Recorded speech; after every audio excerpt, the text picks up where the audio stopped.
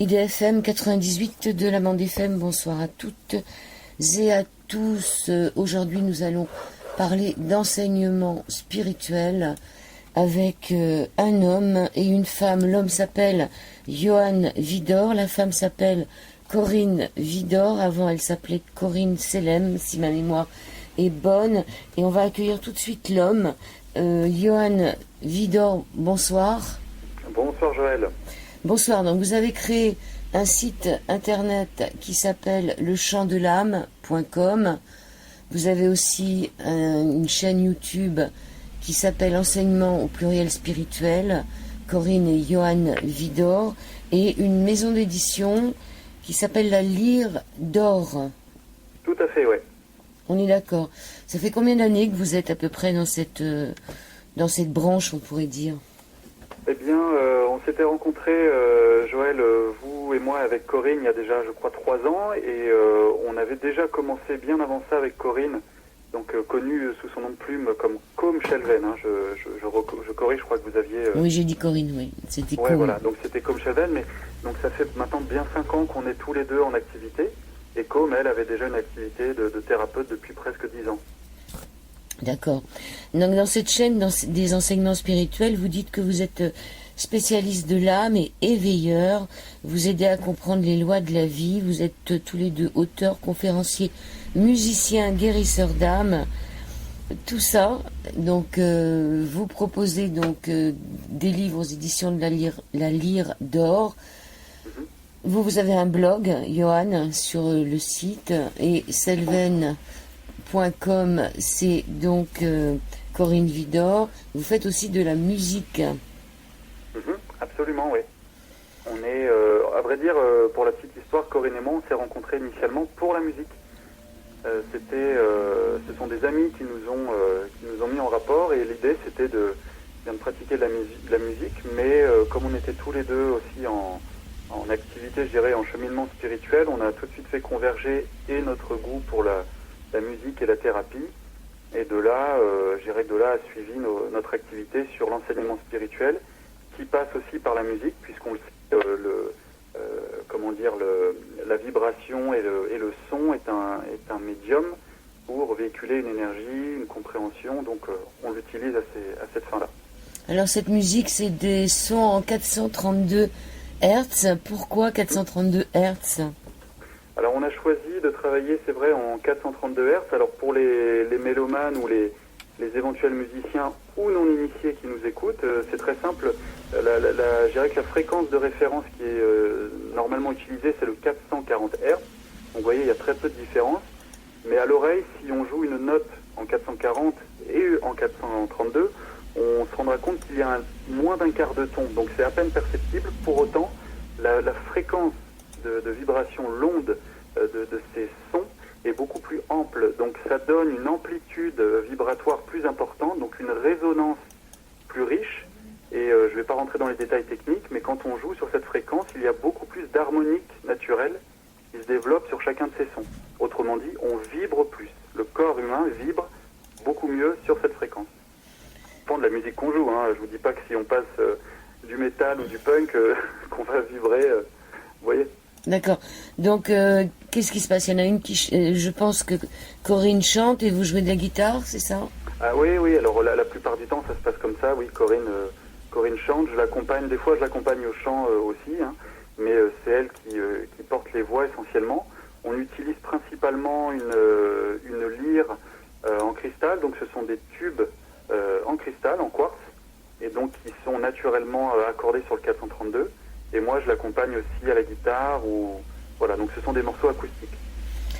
D'accord, je comprends maintenant pourquoi vous avez appelé votre maison d'édition l'édition de la Lyre d'Or. Et voilà, vous avez fait le lien, et effectivement, le clin d'œil était là, oui. La Lyre d'Or fait. Alors vous, que faites-vous ? Donc c'est Corinne est guérisseuse, c'est ça ? Elle propose des soins. Oui, absolument, oui, c'est son travail depuis bien avant que je la connaisse. Elle continue d'ailleurs, c'est pour ça qu'elle a toujours ses activités présentées sur le site shelven.com.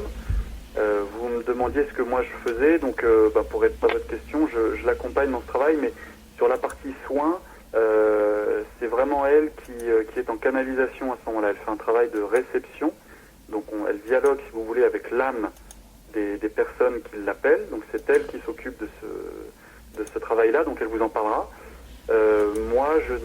j'interviens pas directement dans ces consultations. En revanche, je l'accompagne quand on va faire un travail énergétique sur le corps énergétique des personnes. Ça arrive qu'on fasse des soins, donc je peux très bien travailler sur l'aura à l'aide du pendule pour situer les points de tension ou les centres énergétiques sur lesquels travailler. D'accord. Et donc vous avez des conférences qui vont se passer en septembre dans le sud de la France? Oui, c'est vrai, oui. Alors on est plus dans le sud de la France en ce moment. On a habité Paris jusque 2015, fin 2016. On a quitté Paris, donc aujourd'hui on est temporairement dans l'Isère. Donc c'est vrai que nos activités sont essentiellement par là en ce moment, mais pas seulement. Et puis bien sûr on continue partout en France, là où on nous demande et on nous accueille, les enseignements spirituels. Donc ce sont des cours gratuits et on demande simplement aux personnes de se constituer en groupe pour qu'il y ait, je dirais, un minimum de quelques personnes, quoi, au moins 4 ou 5 pour faire un groupe qui ait le désir de s'ouvrir à la connaissance spirituelle. D'accord, donc l'enseignement c'est sur votre site aussi, enseignement spirituel sur YouTube, il y a plusieurs vidéos, comment agit le karma, qu'est-ce que l'âme, etc. Qui pourra me répondre à ces questions? C'est vous ou c'est Corinne? Est-ce qu'on peut entendre la voix de Corinne aussi? Ah bah bien sûr, oui, avec plaisir. Bah écoutez, je laisse Corinne répondre à ces questions-là si vous voulez. Je vous la passe? Il n'y a pas de problème. Merci beaucoup. Entendu. Bonjour Joël. Oui, bonjour Corinne. Comment faites-vous, comment Corinne pratiquez-vous vos soins? Est-ce qu'ils sont à distance? Est-ce que vous avez besoin des personnes? Comment vous pratiquez? Alors, c'est à distance la plupart du temps. Et il y a une raison très simple, c'est que j'adore travailler au téléphone parce qu'on n'est pas teinté par la personne, la personnalité, je dirais même, on n'est pas teinté par ce qui est autour de nous. Donc ce sont les voix. Et vous devez connaître ça, à la radio justement, on entend le cœur des hommes par la voix. Effectivement, moi j'adore travailler au téléphone, essentiellement pour ça, pour pas être teinté par les personnes et la personnalité de l'être qui se présente à moi. Et puis pour ne pas être teinté et dispersé dans tout ce qu'il y a autour, les vêtements, l'environnement, voilà. Donc vraiment la voix, elle diffuse une sensation, une couleur qui moi en fait me permet vraiment d'aller dans l'être. Et ça, voilà. Alors vous allez où, dites-moi? Vous allez où? Vous entendez une voix, vous allez où? Alors, j'entends, en fait, je travaille avant le soin au téléphone, c'est-à-dire que pendant une heure à peu près, je me mets en méditation et je vais recevoir l'être de la personne qui va se présenter à moi, qui a pris rendez-vous. Donc, je ne connais qu'un nom, un numéro de téléphone, et puis, de temps en temps, ils me mettent leurs 2-3 commentaires. Mais en fait, moi, je vais vraiment recevoir un être, une présence, si vous voulez, qui va se présenter et qui va me donner une note, des directives, des problématiques à soulever, à faire comprendre à la personne. Donc je vais recevoir en fait une lettre d'information sur les problèmes, qui soient karmiques, des mémoires, des prises de conscience simplement de la personne. Une fois que j'ai pris en écriture, parce que du coup je vais noter tout ce qu'on me dit, parce que des fois c'est très long, donc je vais noter tout ce qu'on me rapporte.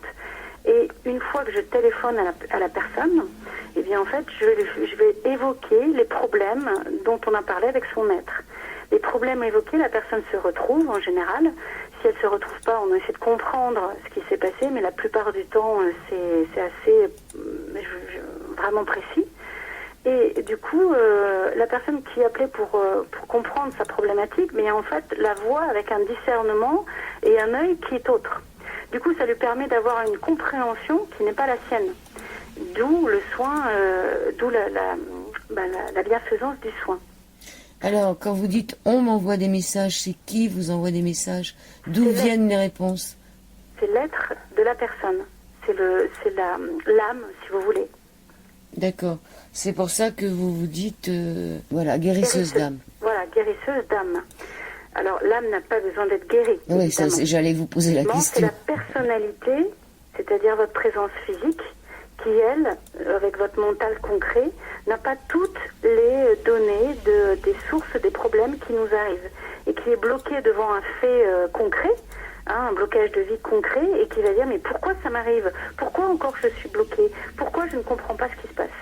Donc d'un point de vue supérieur, votre âme qui est au-dessus et qui a le discernement, elle va pouvoir comprendre la problématique en se positionnant sur un autre repère. Et en expliquant la problématique sur sur une autre caractéristique, avec du bon sens, parce qu'il ne faut pas dire n'importe quoi, évidemment, ça apparaît beaucoup plus simplement au regard de l'autre. Donc, je suis directement reliée à l'âme. Par contre, sur mon site, vous verrez qu'on a changé la petite phrase d'accroche, qui n'est plus guérisseur d'âme, mais qui est passeuse de l'âme à l'être. Pourquoi? Parce que ce qu'il faut comprendre, c'est qu'on ne vise pas seulement la lumière de l'âme, qui est la conscience, tout simplement. L'âme, qu'est-ce que l'âme? Eh bien, c'est la conscience de l'être. Donc cette conscience qu'on reçoit dans sa tête, quand on agit, qui nous dit ça c'est le bien, ça c'est le mal, ça c'est notre conscience à nous. Par contre, ça suffit pas pour aller jusqu'à l'être. L'être, c'est quoi? C'est ce qui nous caractérise notre côté divin, notre côté, quand on dit on est des dieux sur terre, eh bien c'est ce côté-là où normalement on n'aurait pas à vivre la souffrance, on n'aurait pas à être bloqué, on aurait à vivre en pure réception entre la vie, les règnes de la nature et nous, il devrait y avoir que de la bienfaisance. Ce qui n'est pas le cas aujourd'hui, de la bienveillance entre les règnes et la vie entre les humains, ce qui n'est pas le cas aujourd'hui. Donc entre la personnalité qui, elle, est brute de pomme et qui est bloquée devant des expériences, qui rejoint l'âme, c'est-à-dire un champ de conscience, eh ben, nous, on va encore plus loin et on dit, derrière l'âme, il y a l'être. Et c'est ça qu'on vise. Voilà. Est-ce que j'étais assez claire? Oui, alors, donc là, vous venez de répondre à une des questions, qu'est-ce que l'âme? Ce ne sont pas des messages qui viennent d'êtres énergétiques qui seraient, comme on peut dire, des superviseurs. Si vous voulez, c'est l'âme, on l'enseigne dans les cours, on dit toujours, il n'y a pas qu'une âme. Il y a l'âme en général, c'est-à-dire que c'est un champ énergétique dans lequel vont se situer plusieurs entités. Mais il y a même un groupe d'âmes, c'est-à-dire que, si vous voulez, je vais vous donner des exemples un peu concrets, mais c'est juste pour imager ce que je vais vous dire. Nous sommes l'humanité, eh bien on va dire que il y a des personnes qui sont représentants de cette humanité. Eh bien, du point de vue de l'âme, il y a des personnes qui représentent l'âme générique de l'humanité. Vous voyez, un président de classe, il va représenter la classe. Et bien du coup, on va pouvoir dire qu'il y a des personnes qui, d'une manière générique, représentent l'âme des humains. Donc nous, on fait, quand on se canalise, les guérisseurs ou d'autres personnes qui font ça, en fait, on va dans des champs de conscience. Ce sont des parties où on va avoir une expression qui va se transformer dans notre mental par des mots, où certains voient des choses ou ressentent des choses, tout simplement. Et nous, on va pouvoir canaliser ces informations qui nous viennent d'ailleurs. Ce sont juste des champs de conscience. Pour vous expliquer les champs de conscience, je vais prendre l'analogie avec des enfants. Un enfant, on va lui dire, tu ne peux pas conduire la voiture. Parce que de mon point de vue, moi l'adulte, je sais que tu n'en es pas capable. Pourtant, l'enfant, à 11 ans, il va dire, si, moi je sais conduire une voiture, je le sais. Mais il n'a pas le champ de conscience que j'ai. Vous voyez? Eh bien, c'est ça, avoir un champ de conscience. C'est-à-dire que nous, on a un certain champ de conscience, les humains, et entre humains, on a aussi différents champs de conscience. Eh bien, pour atteindre le ciel, il y a différentes strates de champs de conscience. Donc le but, c'est d'atteindre le ciel. Il n'y a pas de but en soi. Le but, c'est d'être heureux, je pense. Le premier des buts pour l'humanité, c'est déjà d'être heureux et bienveillant les uns envers les autres. Ce qu'on essaie de trouver, c'est que en fonction d'un blocage ou d'une souffrance de la personne, eh bien, il y a des moyens autres de regarder cette souffrance que de donner des médicaments. Même si il y a besoin parfois d'avoir des médicaments. Mais on peut se poser des questions en se disant, bon, il y a autre chose, on ne sait pas ce que c'est. Par contre, on peut chercher. Et on peut peut-être trouver des réponses qui ne sont pas, pour aujourd'hui, données dans un manuel clair et précis. Mais en tout cas, on va faire l'effort de trouver d'autres solutions qui ne sont pas que du concret, qui sont aussi des manières d'être un état d'esprit, de réagir différemment, de changer ses habitudes, de voir autre chose. Et pour ça, donc, il va falloir regarder en nous qu'est-ce qui bloque, Pourquoi on se braque? Pourquoi on souffre? Parce que notre mental n'arrive pas à se défaire d'une habitude qui est d'une habitude de râler, par exemple, ou d'une habitude d'être en colère ou de pleurer. Eh bien, changer cette habitude, c'est déjà observer son comportement et comprendre pourquoi ce comportement-là s'est figé dans nos vies. Donc, vous avez aussi un chapitre sur le dialogue avec les êtres énergétiques. Est-ce que ce ne sont pas donc les mêmes personnes c'est pas la même chose que ce dialogue avec l'âme? Ce ne sont pas les êtres énergétiques qui vous envoient les messages? Alors, ce qu'on appelle les êtres énergétiques, en fait, sont pas définis par le mot personne. Ce sont des souffles d'énergie. Comment vous dire autrement? Quand vous vous mettez en colère, en fait, c'est une énergie qui est en vous, qui se déploie. Cette énergie, on peut l'appeler un être énergie colère. D'accord? Quand on est dans la gaieté, eh bien on va dire on utilise un être énergie gaieté. Quand certains d'entre nous appellent de l'aide, par exemple d'un arbre, eh bien il va se connecter à cet arbre. Cet arbre est en fait ce qu'on appelle un être énergie ou un déva. On va l'appeler le déva du chêne, par exemple. Eh bien on a aussi d'autres dévas, comme par exemple des anges. Des anges, ce sont des hiérarchies un peu plus hautes en termes de dévas, qui ont des consciences beaucoup plus hautes. Et quand on se canalise, par exemple, je vous donne vraiment des noms, mais c'est pour avoir une idée, hein, c'est pas pour dire qu'on travaille avec eux ou pas avec eux, ça n'a pas d'importance.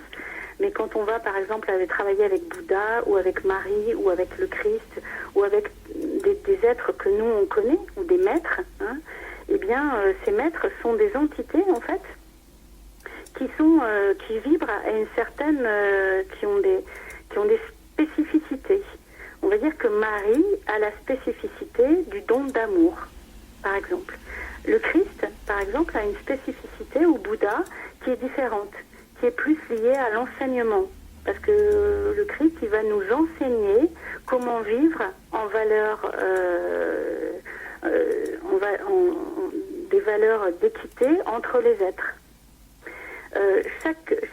La vibration d'un être, bien vous, par exemple Joël, vous êtes différente que votre compagnon ou que vos enfants. Vous êtes des entités avec des énergies différentes. Et nous percevons cette affinité. Et vous avez vos amis, et puis vos amis vont pas être amis avec d'autres personnes. Ce sont des affinités, des centres énergétiques. Eh bien, les fleurs, c'est pareil. On va aimer telle fleur ou telle autre fleur. Mais en fait, cette fleur, son entité énergétique, on va l'appeler Deva. C'est un Deva, c'est un souffle énergie. Comme vous, votre être, c'est-à-dire que moi, je vois une personne physique, je vois donc Joël, mais son entité énergétique, ce qu'on dirait aussi son âme, hein, ou son être, eh bien, ça peut être un être différent, avec une nature différente. Vous voyez?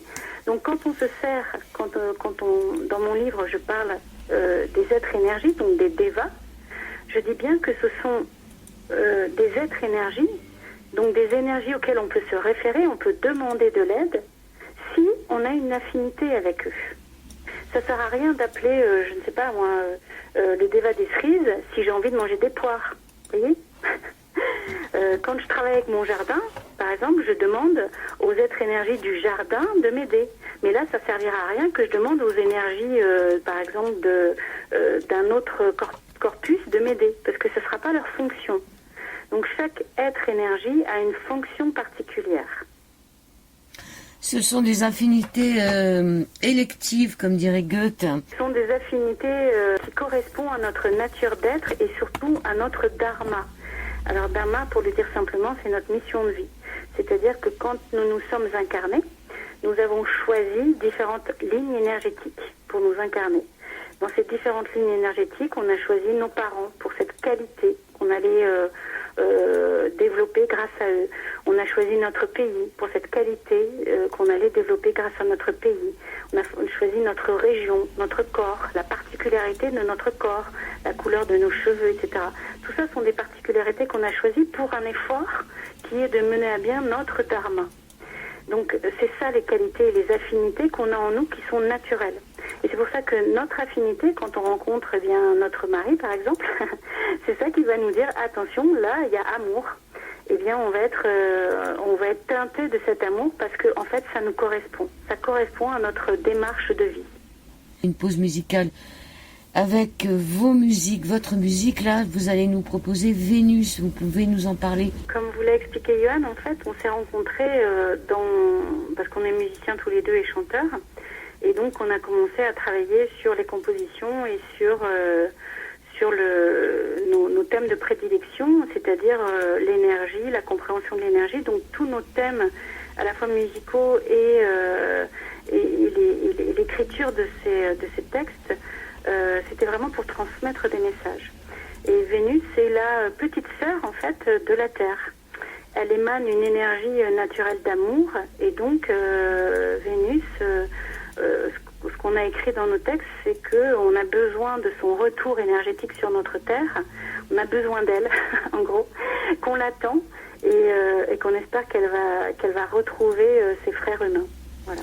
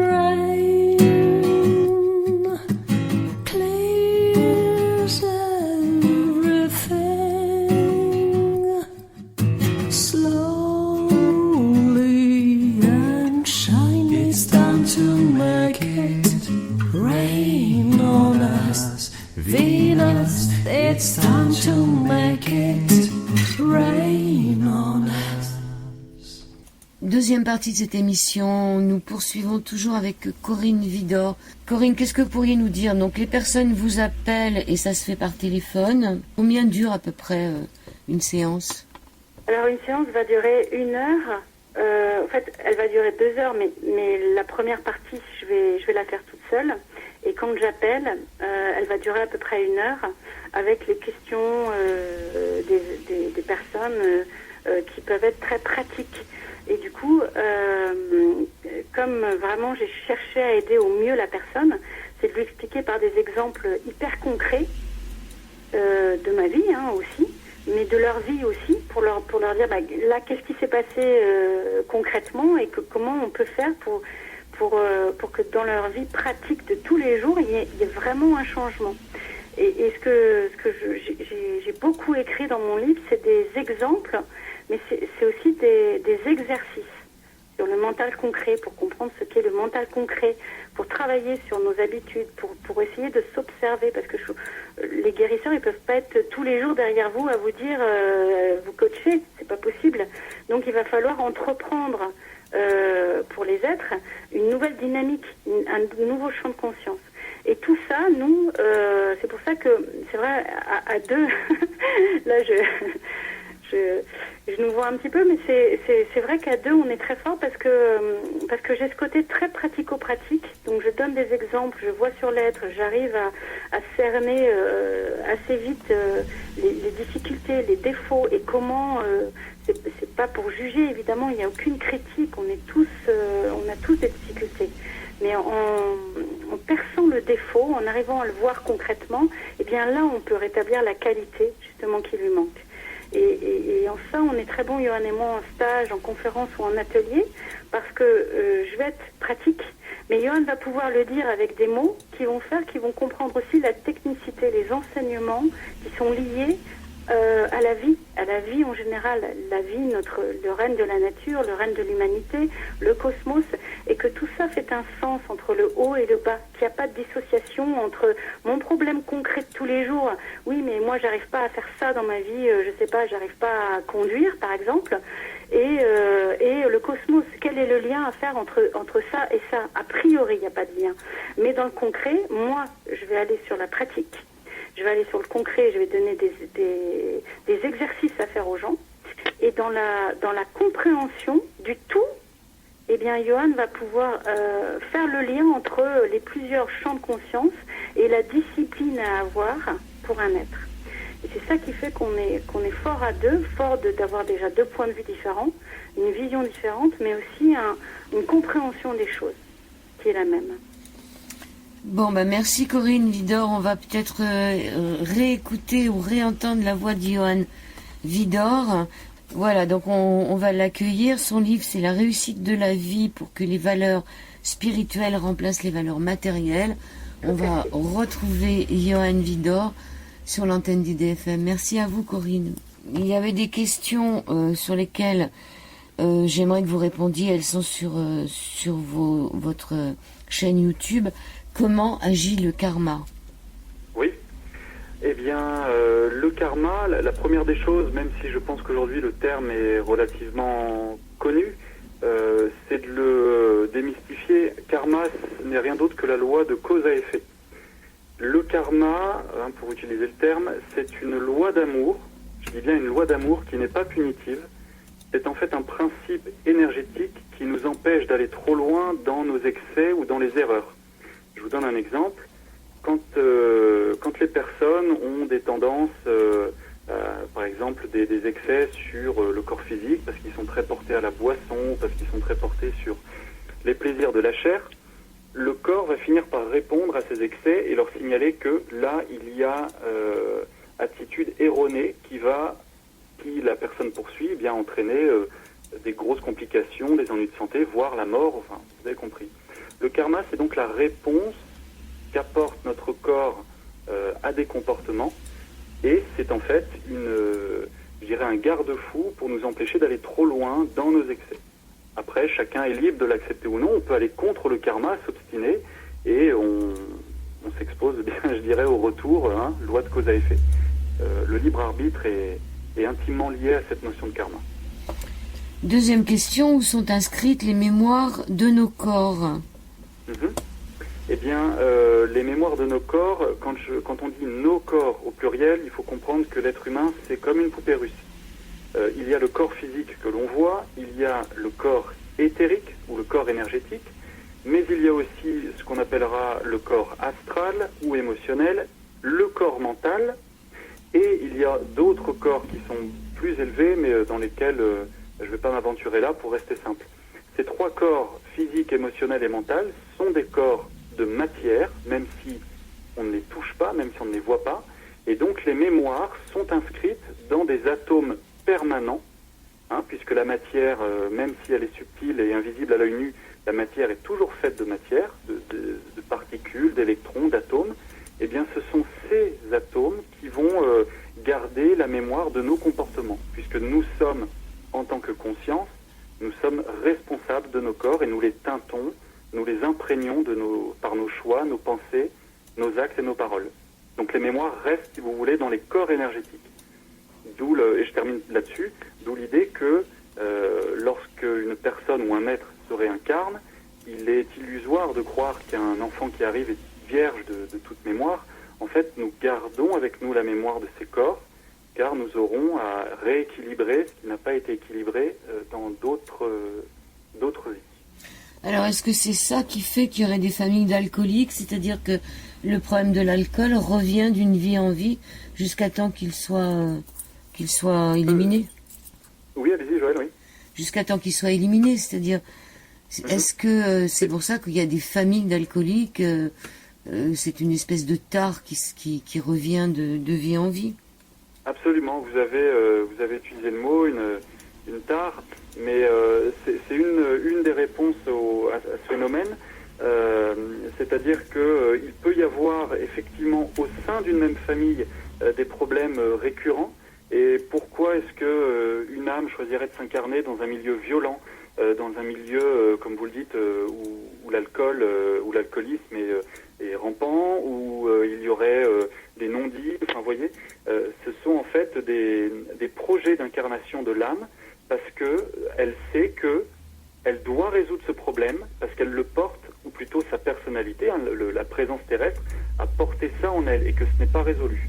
Donc effectivement, il peut y avoir des familles où on retrouve ces problèmes-là parce que eh bien, c'est un terrain, on va dire que c'est un terrain propice pour faire prendre conscience à la personne que l'alcoolisme, c'est un comportement à l'excès et qu'il faut s'en sortir. Donc, par effet miroir, je vais voir sur l'autre, mon père, ma mère, mon frère, qui sais-je, je vais voir ce que ça entraîne comme conséquence et ça va me faire réagir. D'accord. C'est pas qu'uniquement que l'alcool, ça peut être aussi des incestes ou des viols répétés ou des... Absolument, absolument. On a choisi l'alcool parce qu'on en a parlé avant, mais ça peut être n'importe quel autre phénomène. Moi, j'ai parlé de violence. Je vous dirais que même simplement la violence verbale, être dans une famille où on est très grossier, où on est même, vulgaire. La vulgarité, ce n'est pas l'élégance de l'être. Chaque être a la capacité d'être élégant dans son comportement, son attitude.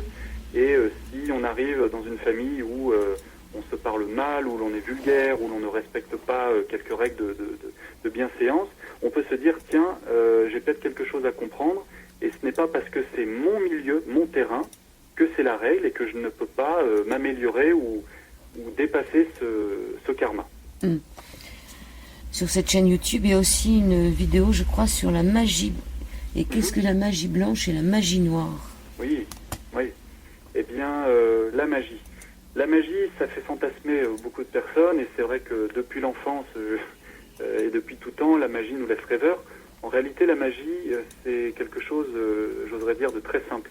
La magie, c'est l'effet de nos pensées, puisque nos pensées sont en fait des courants énergétiques. Hein, on le mesure d'ailleurs très bien. Aujourd'hui, on fait souvent des tests sur je crois même que Mathieu Ricard ou d'autres moines tibétains ont fait des tests. On pose des sondes sur le cerveau, enfin sur la tête, pour mesurer l'activité cérébrale, l'activité des ondes pendant la méditation.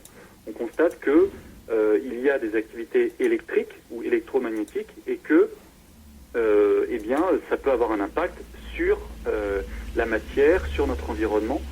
Donc, ce que je cherche à dire, c'est que nos pensées génèrent une activité. Et donc, ce que je cherche à vous montrer, c'est que selon la nature de nos pensées, qu'elles soient, pour faire simple, qu'elles soient, on va dire, positives ou négatives, vertueuses ou malfaisantes, eh bien, nous allons générer une onde, un champ d'énergie qui va se manifester d'une manière ou d'une autre par une réponse qui sera eh bien, ce qu'on peut appeler soit une manifestation heureuse ou une manifestation malheureuse. Ça se vérifie tous les jours par les fameuses coïncidences heureuses ou du genre « tiens, c'est incroyable, je pensais à toi et tu m'as appelé » ou justement j'avais dans l'idée de faire ça et j'ai reçu l'information que, mais ça se vérifie aussi dans l'autre sens. La magie noire, je dis bien la magie noire, c'est le fait de penser, d'émettre de mauvaises pensées sur une personne. C'est très simple, mon voisin me gonfle, j'aimerais bien qu'il se casse la jambe parce que ça lui ferait une belle jambe, tiens, et paf, ça arrive. Ça, c'est de la magie noire. C'est de la magie noire parce qu'en fait, on projette sur l'autre une intention de lui nuire. La magie noire, elle commence simplement au volant de notre voiture quand on s'énerve sur un autre automobiliste et par la critique. Le fait de mal dire, la médisance, c'est de la malédiction. C'est de la magie noire. Et ça, il faut vraiment l'intégrer parce que c'est pas quelque chose de fantasmagorique. Hein. Quand on parle de magie, on croit que ça concerne que les romans pour enfants. La magie, blanche ou noire, ça nous concerne tous. Alors, c'est pas toujours facile de contrôler ses pensées. C'est vrai. Mais déjà, le fait qu'on en parle, peut-être qu'on va se poser des questions, parce que quelquefois, on peut être en colère, ou en tous les cas, en ce qui concerne la magie blanche, on a souvent des gens qui nous sourient, on ne sait pas pourquoi, on les a jamais vus, et d'autres qui nous regardent de travers de temps en temps aussi. Donc, ça vient de quoi, ça? Ça vient de quoi, c'est ça? Oui. Eh bien, réduire simplement ça au processus de magie blanche ou noire, je pense que ce serait trop réducteur. En fait, ce que là vous décrivez, c'est un petit peu les réponses ou les interactions qu'on va avoir avec l'extérieur, que ce soit des personnes ou des événements qui nous arrivent, bons ou mauvais. Pourquoi est-ce que cette personne est bienveillante à mon égard? Pourquoi est-ce que lui, que je ne connais pas, que je n'ai jamais croisé, m'agresse soudainement?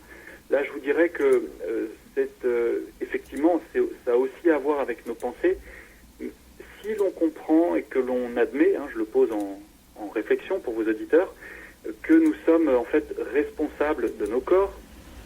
émotionnelle et mentale, on comprendra que tout ce que l'on vit, nos émotions, que ce soit des agitations émotionnelles, des pulsions, des passions, tout ce que l'on va penser quand on regarde le journal de 20 heures ou qu'on écoute la radio et qu'on est là en train de râler parce que ces politiciens, ceci, ces économistes, cela, ces financiers, machin, en fait, en permanence, on génère des pensées, plus ou moins bonnes, et ça va rester tourné dans notre corps énergétique. Donc on va être imprégné par cette vibration que l'on porte. Et bien sûr, comme la physique quantique nous l'enseigne, comme il n'y a aucune limite entre les corps, il n'y a que notre œil humain pour croire qu'on est séparés, en réalité nous sommes dans le même champ quantique, eh bien la vibration de notre corps va rentrer en écho avec d'autres personnes. Et qu'on les connaisse ou qu'on ne les connaisse pas, ça n'a aucune importance. On va donc influencer et générer une réponse de ces personnes qui vont vibrer soit positivement, soit négativement à ce qu'on leur envoie. Il n'est pas nécessaire qu'on parle. Le simple fait d'être en présence peut irriter quelqu'un. Voilà, sa tête nous revient pas, ou notre tête lui revient pas, mais en fait, ça a à voir avec l'harmonie ou la disharmonie entre nos corps énergétiques. Vous savez, c'est un petit peu le sentiment qu'on peut avoir quand on rentre dans une pièce et tout à coup on se dit tiens, je la sens pas cette atmosphère, ou cette personne-là je la connais pas mais je me méfie, il y a un truc qui est louche.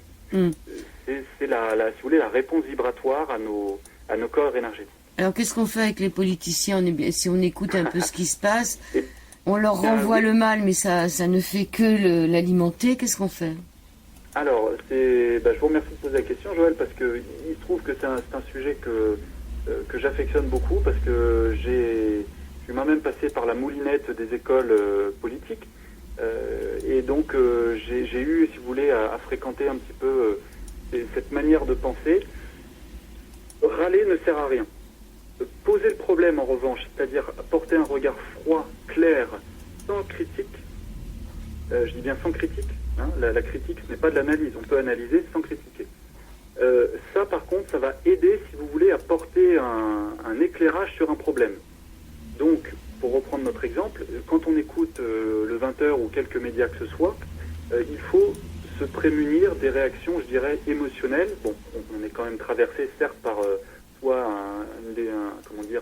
une émotion, plutôt de la colère, de la frustration, de l'agacement, mais on peut tout de suite rattraper ça et se dire, bon, qu'est-ce qui se passe? Quelle est l'information? Et comment, en tant qu'être de lumière, en tant qu'âme, donc en tant que personne bienveillante, avec l'idée de pratiquer de justes relations, quelle réponse puis-je apporter à ce problème? Que ce soit sur la question des impôts, sur la question de l'immigration, sur la question de l'écologie. On ne va pas tous les faire, il y en a des centaines.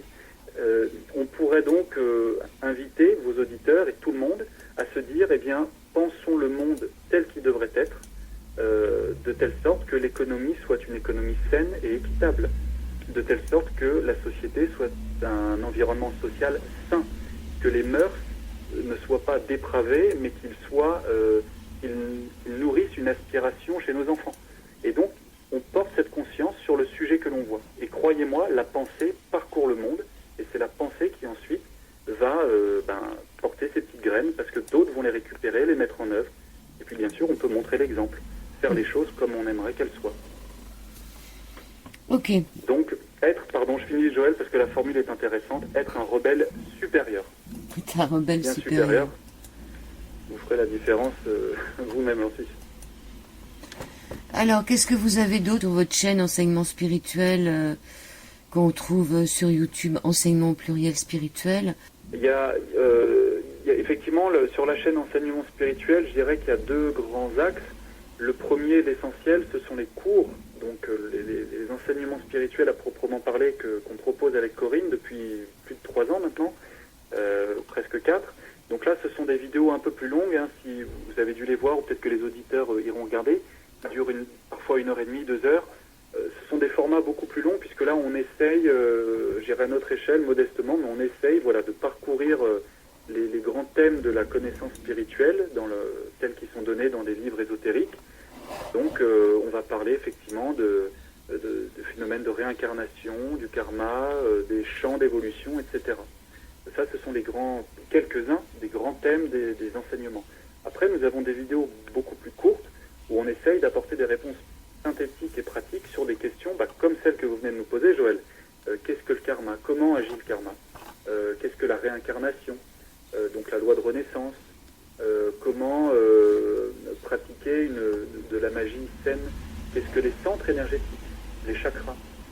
Comment nettoyer ton corps énergétique, hein? De la même manière que nous avons une hygiène corporelle, on se doit arriver à un certain moment de pratiquer une hygiène énergétique, c'est-à-dire de faire un travail de méditation et de visualisation pour purifier notre aura.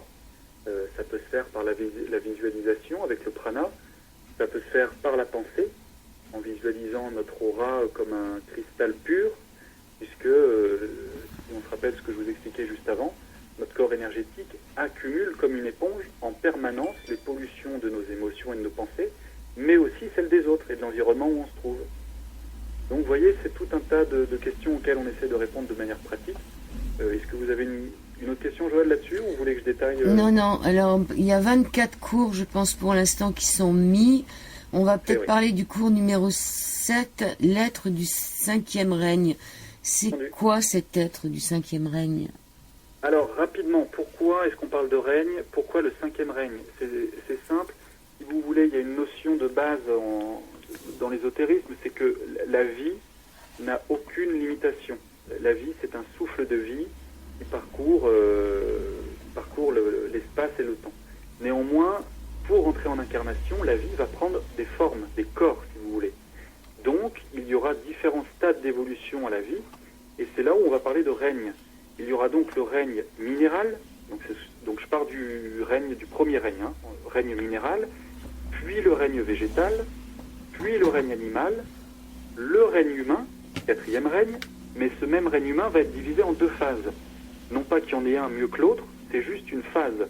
La première phase, c'est l'être humain qui est dans la personnalité égocentrique. C'est le moi-je, centre du monde. Donc ce sont, je dirais, les personnes qui découvrent la vie terrestre, qui découvrent leur corps, qui découvrent les émotions. Attention, quand je dis qu'ils découvrent cela, ça se fait sur des vies et des vies. Hein. Ce sont des cycles de réincarnation. Puis vient un moment où la personnalité aura été bien constituée et l'âme va enfin pouvoir s'incarner et prendre les rênes du parcours humain. Et là, c'est ce qu'on assiste, je dirais, de manière à l'échelle planétaire, c'est que les êtres du 5e règne sont donc tous les êtres humains qui ont eu un grand chemin de vie jusqu'à présent et qui aujourd'hui se tournent vers l'être intérieur, vers la spiritualité. Autrement dit, ce sont des êtres en démarche et en recherche spirituelle qui ont cet instinct spirituel en eux, donc à la recherche des justes relations, de l'équité, de la fraternité, de l'amour, mais pas seulement en pensée, en acte. Voilà ce qui est, en résumé, hein, un être du 5e règne. D'accord. Est-ce que c'est un peu un enseignement théosophique à la Blavatsky, puisque vous parlez des 7 rayons dans le cours numéro 23 et 24? Oui, je vous disais tout à l'heure effectivement que les cours sont une synthèse des enseignements ésotériques. Effectivement, vous citez la théosophie, l'œuvre d'Helena Blavatsky ou d'Alice Bailey. Elles ont livré une littérature colossale et extrêmement riche. Donc pour s'y plonger, ça prend du temps. Donc nous, ce qu'on essaye de faire, c'est de prendre ces sujets et de les synthétiser. D'autres l'ont fait avant nous, hein. Corinne et moi n'avons rien inventé, mais on se situe dans cette tradition d'enseignement, effectivement. Mais je précise qu'on appartient à aucune école et qu'on ne se revendique pas de la théosophie. On dépasse le cadre de la théosophie. Ok, d'accord. Donc vous n'allez pas nous décrypter la doctrine secrète. J'aurais pas cette prétention, mais je pourrais vous en parler pour l'avoir largement parcouru. D'accord. Voilà. C'est un peu compliqué à comprendre, donc c'est pas facile. Oui, c'est vrai que c'est ardu et on a coutume de dire, si vous voulez, que ces ouvrages sont magnétiquement verrouillés. Je pense que toute personne qui aura fait l'essai ou qui a même déjà lu du Blavatsky ou des livres d'Alice Bailey savent de quoi je parle. La petite blague, c'est que souvent on ouvre un livre et ça fait l'effet d'un somnifère. On s'endort très vite dessus.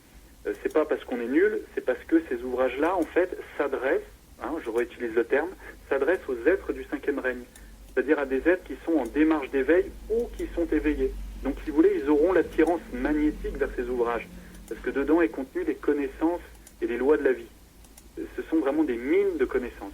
mais c'est très très dense. Et pourtant, c'est pas des ouvrages qui ont été publiés récemment. On peut dire que la doctrine secrète, c'est largement du début du siècle dernier, quand même.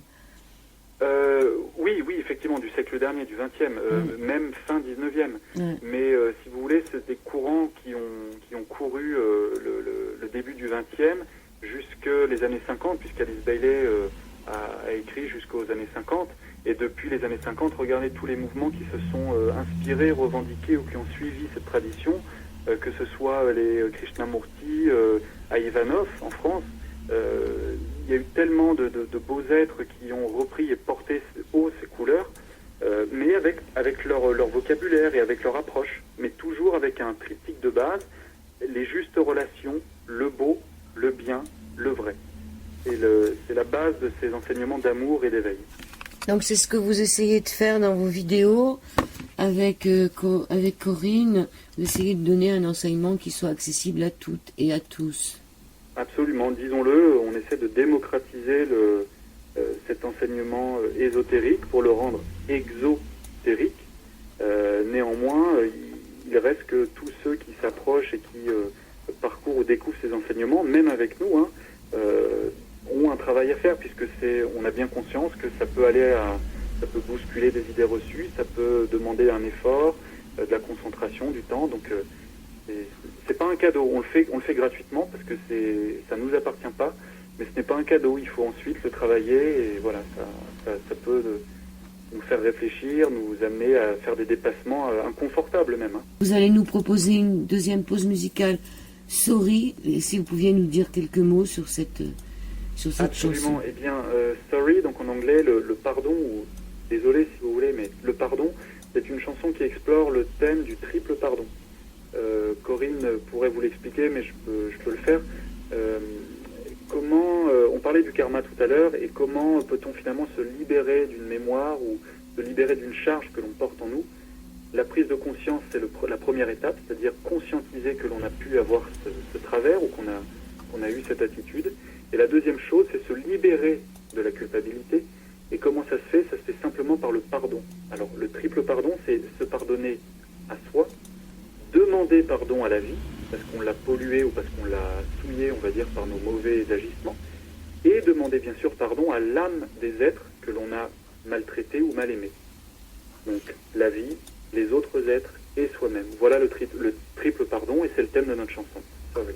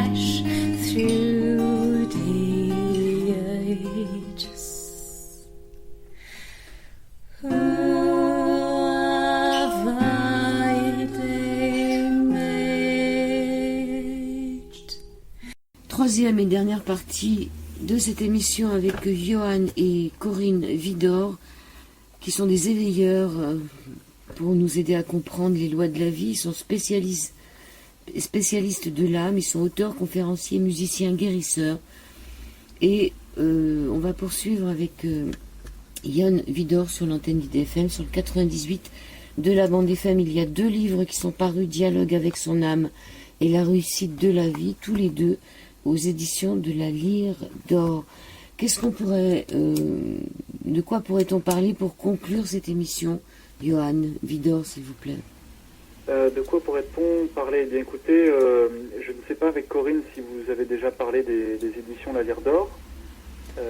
Peut-être faire passer ce message aux auditeurs qu'on a lancé cette maison d'édition, non pas pour nous enrichir ou parce qu'on avait des idées mégalomanes. En fait, on a souhaité garder une autonomie, une indépendance de ton et et aussi un accès, je dirais, une proximité avec les libraires et les lecteurs. Donc nous avons créé les éditions La Lyre d'Or pour publier nos 2 premiers livres, celui de Corinne et le mien. Mais notre intention, c'est de diffuser le plus possible le travail des beaux êtres qui auraient un sujet à présenter en lien avec les justes relations, en lien avec la nouvelle civilisation qui demande à émerger. Et ça peut être sur n'importe quel domaine. Ça peut être en médecine, en agriculture, dans l'éducation, dans les soins, dans la politique, dans l'économie, quel que soit le sujet, à partir du moment où il y a une vraie vision, une vraie portée, à la fois spirituelle et pratique. Donc, c'est pas un appel forcément que je lance aux auteurs, mais en tout cas je le signale pour qu'il y avait parmi nous des belles âmes et des belles plumes qui n'hésitent pas, voilà, à nous contacter et qu'ils sachent que voilà, il y a des gens qui se bougent pour faire changer les choses et faire passer un message optimiste pour l'avenir. Bon, bah, c'est une bonne chose. Bah ouais, finissons sur une bonne note. Finissons sur une bonne note. On va Voulez-vous peut-être. que je vous repasse Corinne pour Oui, le voilà, mot on de va la fin, finir. ou On va est-ce que- finir avec Corinne, avec une femme. On va reprendre un peu Corinne et voir ce qu'elle a à nous dire pour terminer l'émission. Merci à Je vous, vous la Yann. passe. Yann Vida. Merci beaucoup, Yann. Merci beaucoup Joël et merci aux auditeurs. Merci à vous. Allô. Oui, Corinne.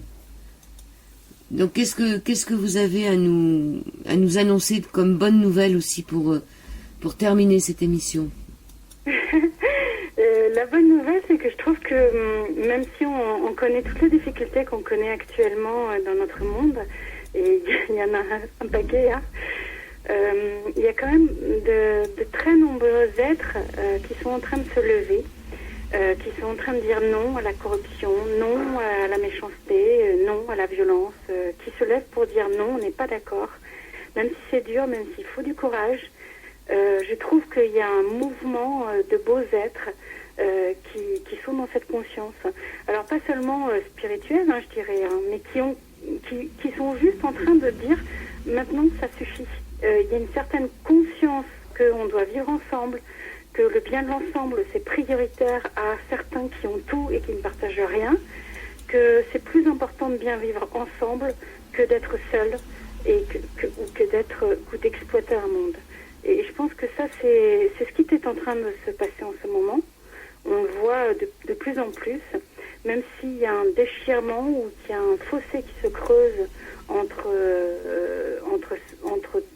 deux humanités, je dirais les gens qui ne veulent pas changer et ceux qui sont en train de bouger le monde. Mais en tout cas, voilà, il y a un changement, en tout cas je trouve. Et je vais rester optimiste là-dedans. Oui, finalement, on est peut-être acculé à tout ça pour nous faire bouger. Ouais, on est acculé, c'est sûr. Ça fait un certain moment qu'on est acculé, hein. Mais la prise de conscience des êtres à se dire maintenant il faut arrêter de subir et on peut changer de l'intérieur. Ça se voit aussi de toute façon d'une manière sociale très large, hein, que ce soit l'écologie, que ce soit le bio, que ce soit des ressources intérieures, tous les nouveaux guérisseurs, cette nouvelle vibe qui est en train de se créer. Donc il y a vraiment des gens qui veulent du bien. Alors je dis pas que pour l'instant on est au top et que ça fonctionne et que on va nous critiquer en disant qu'on est trop farfelu, qu'on a les idées trop roses, mais c'est pas grave. Il vaut mieux être optimiste et se dire qu'on peut faire le changement et qu'on a des idées, qu'on propose des idées, que de se dire on subit encore et puis alors je prends tout et puis tant que je peux prendre et rien donner à mon voisin, ça m'arrange. Je pense que cette mentalité, elle ne va plus aujourd'hui. Et ça, vraiment, je crois que les jeunes en ont encore plus conscience que nous, qui avons envie de changer, évidemment, mais un état d'esprit est nouveau et bienveillant, et on peut le ressentir quand même. Ça se voit en politique, notamment. Il faut espérer. Je vous remercie, Johan Vidor, Corinne Vidor. La réussite de la vie et dialogue avec son âme aux éditions La Lyre d'Or. Site internet lechamdelame.com, la chaîne YouTube Enseignement Spirituel. Voilà. Qu'est-ce que vous pourriez nous dire pour terminer l'émission? Une citation si vous en avez une. Citation. Ah, c'est Johan qui va la dire. C'est celle de Goethe. Allons-y. Sur la providence, Alors elle est un peu longue, mais le passage le plus intéressant, c'est celui qui nous incite à nous engager. Je l'ai retrouvé, donc je ne la dis pas de mémoire, je vous la lis, mais vous. Dès l'instant où l'on s'engage totalement, la providence bouge aussi. Toutes sortes de choses se produisent qui viennent à l'aide de celui qui s'est mis sur sa voie, alors qu'elle ne se serait jamais révélée autrement. Toute une série d'événements découlant de cette décision se mettent au service de l'individu, aplanissant les événements imprévus, favorisant des rencontres et l'assistance matérielle que l'on n'aurait jamais osé rêver d'obtenir. Et la providence, ça s'appelle la chance pour ceux qui ne croient pas en la providence. C'est vrai, c'est vrai. Je vous remercie Yann Widor, je vous remercie Corinne Widor. Sorry, oh sorry.